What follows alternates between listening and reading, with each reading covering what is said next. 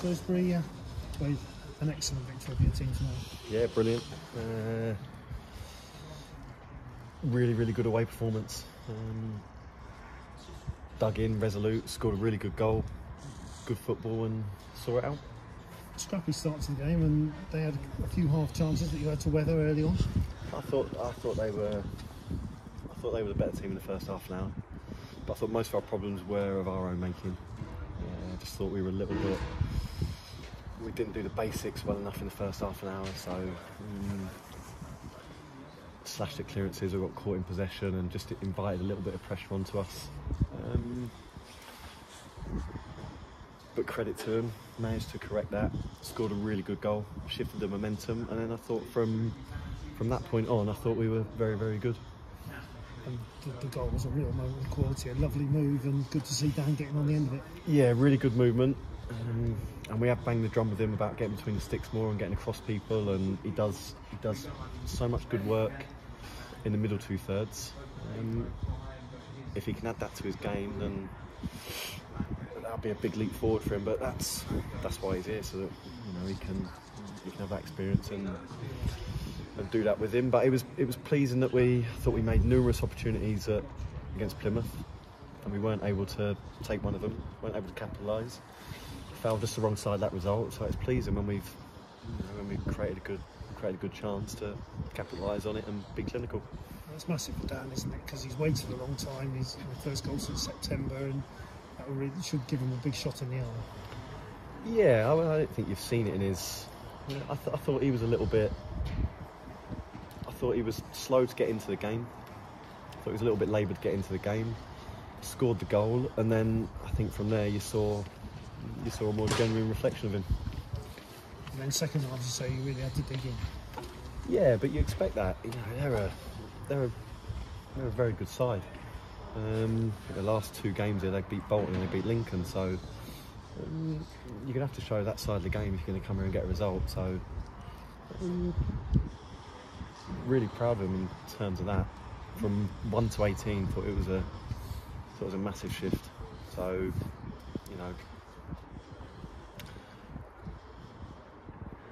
like legs, hearts, mind. Legs, they've really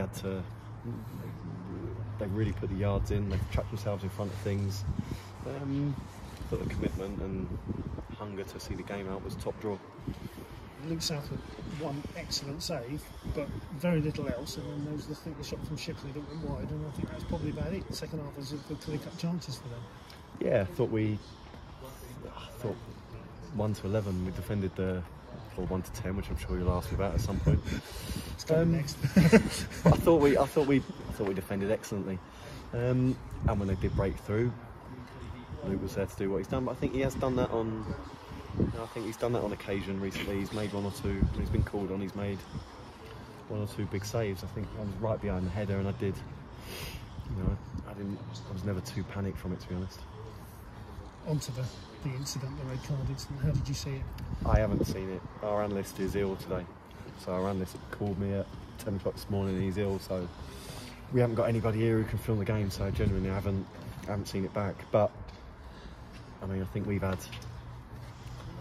think as a team our disciplinary record is excellent. I think we've had maybe 3 red cards in 3 years or something like that. That's right.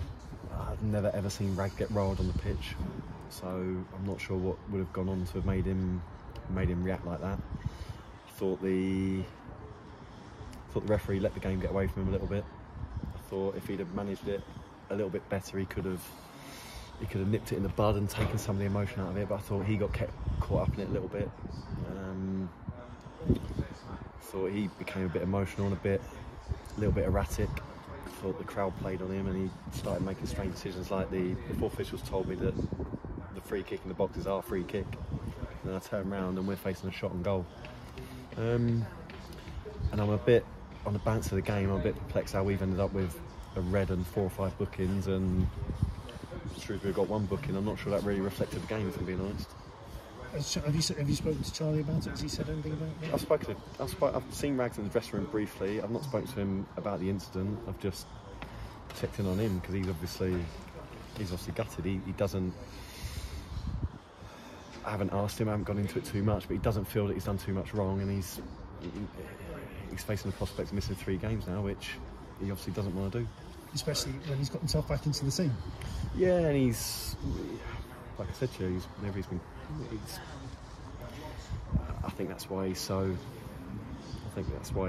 desolate. I think what's picked him up is that we've seen the game out, we've managed to win the game.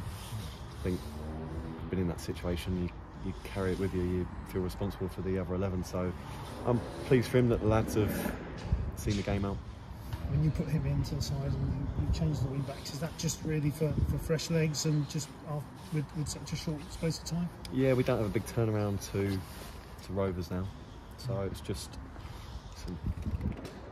you can overthink it at times, and if we hadn't got the result, then I'd be thinking, have I overthought it, and have we tried to be too clever? And but we've just tried to use the squad till we've got a good squad, good options, and we just tried to use it in the best way we can with the 3 games in 6 days. You've won 8 games, 6 of those have been 1-0. What does that tell you about your team? I don't really care how we win, to be honest. So I think it says that when we need to be, we can be resolute. We can be disciplined, and we've got a group that enjoy working hard for each other. I think you've scored 17 goals and you managed to get 28 points out of those 17 goals. So that tells, and again, that's another thing about the character and the resilience of the squad. Yeah, when you find a way, don't you? So I think that's what we've been good at, finding a way. And we're solid, we're resolute. I think we've got good attacking players. We want to score more goals. We've already said we want to add to the group in January. But we'll take wins however they come. You've spoken about wanting different attributes to bring into the team. What are those attributes that you want to add? Well, I think at the top end of the pitch, we not giving too much away, but we someone who can sniff out a chance in the penalty box. I think Plymouth game was a perfect example of that. The amount of times the ball bounced in the box and we're not quite on the end of it. But there's a lot of clubs looking for those types of players. Yeah, there's not many around, and everybody wants them. That's the problem. No, and if you've got one, and don't suppose you'll be quick to give them away in January. But we've got, like I said, we've got a list of targets. We know we'd like to. We know we'd like to bring in, and we know the type of player we'd like to bring in, and just as importantly, the type of personality. Because you can see the biggest thing for us is the character, and our strength is the group, the collective. So whoever comes in will be a good character. Would you like that business done quickly if you can do it? Yeah, of course. We'd like it done I think you'll like it done as early as possible, but it's not that straightforward. So everybody's working hard on it behind the scenes. And your former manager didn't seem very happy. You just came past you, and he didn't seem very happy. And did you have a chat with him after?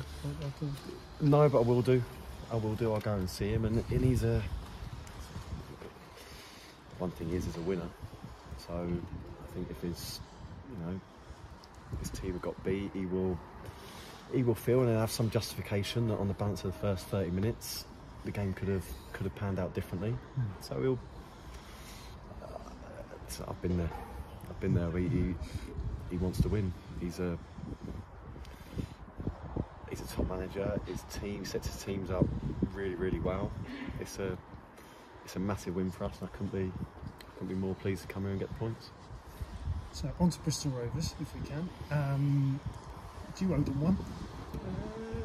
I don't know if we own one. I always say to the players, you worry about the performance, let me worry about the result. I've been, I know it's a bit, not everyone would agree, but I've watched it back again, and honestly the performance wasn't that bad. So no, we'll give them obviously we'll break down their game from tonight. Sounds like we've had a cracker tonight. But we'll go there and we'll try and give the best account of ourselves. They're again, another really good side. He's done a really, really good job there, Joey. Obviously it's on my doorstep, so I used to go there quite a lot, and go there a couple of years ago, and it felt like there was a disconnect between the fans and the club. And in fairness, he's gone in there and he seems to get the club and what they're about, and he's built a good squad. He's got good momentum, and they're well coached, play a few different systems, so it'll be a real test. But we have to go there and deliver a performance of the same character that we did this evening. Because that game, the 4-1, it was an outlier defensively from what we've seen elsewhere, wasn't it? Yeah, I don't think. Yeah, there's not much I can add to that, really. Four goals in. I think it was 4 goals, and you've only let 23 in all season. Yeah, and they didn't have to do loads and loads for the goals.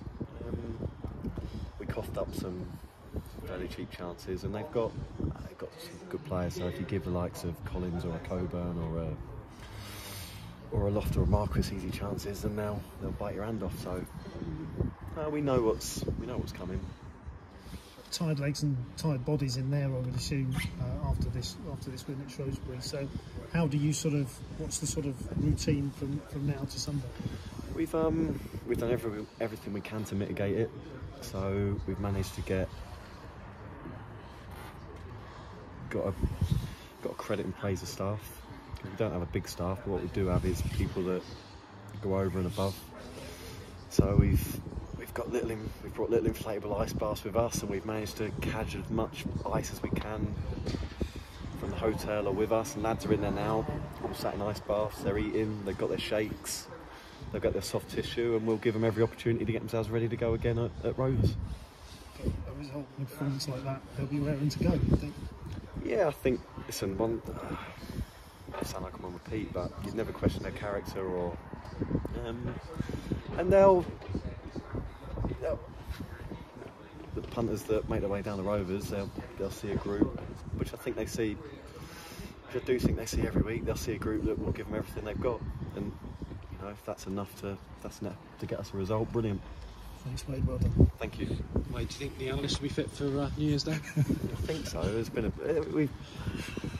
bit of a bug going around there has been a bug going around the camp. So obviously Caleb's had it. Link's missed a day.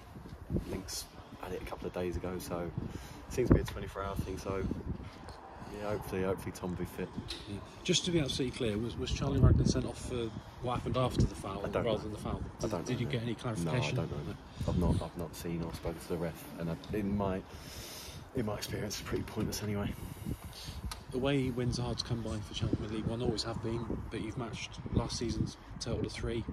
Not even halfway through the season yet. So how pleased are you with that ability to get results on the road? It's something that we've spoken about. Something we've spoken out as a group. So how pleased am I to get results away from home? Is that your question? Very pleased. Never won here either, Cheltenham. Have we never won here? No, well, we have no. Not on this ground. Have we not? No. No. It's like I said to you, it's a tough place to come. So they're a good side, really well drilled. They've beaten some good teams here, so yeah, good performance, good result. Yeah, and you can't get too obsessed with last season, but obviously it was Cheltenham's best ever season in League One, so it is a bit of a benchmark. And I think you've got to 28 a game before. So I think you had 28 after 23. You got to 28 after 22. I know it doesn't mean anything. Rovers, John. Yeah, it doesn't mean anything, but it does show that you're on course. It was a historic season last season, and you're ahead of it at the halfway stage. It must give you a bit of satisfaction, even though that doesn't mean anything at this stage. Yeah, I've not. Obviously, I'm still. The game that's just gone on still percolating through my mind more than I've not stepped back to have a look at the table or anything like that. But our approach has always been work from game to game, and it's served us pretty well. So yeah, we won't get. I think we stay pretty level. We don't, we win. We don't get too carried away. We don't think that we've cracked it. We get beat. We don't think we're. So we'll enjoy the win because they're hard to come by. And like I said, we'll do everything we can to get ourselves ready for Rovers, and hopefully we can repeat it again. Yeah. Do you think Dan Lundula will be at Cheltenham beyond January the 8th? No idea. You got no idea? No, I think we're he's here for Rovers. That's all I'm worried about in a minute.